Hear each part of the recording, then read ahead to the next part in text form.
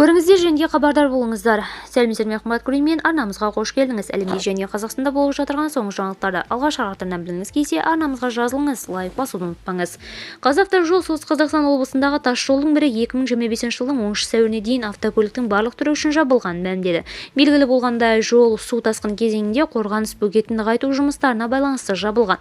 2025 жылы 21 наурыз сағат 15:00-ден бастап KZ1509 Петропавл қаласына айналма жол автожолының 4-7 шақырымы аралығында Жырау айналма жолынан Есіл өзені арқылы өтетін көпірге дейін автокөліктің барлық түрлері қозғалысына шектеу енгізілді.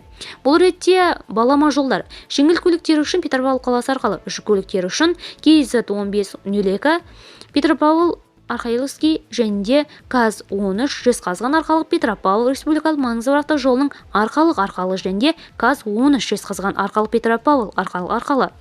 Видеомыз кеңінен таралу үшін лайк басып жақындарыңызға таратуды ұмытпаңыз. Бізді бақылауды жалғастырыңыз.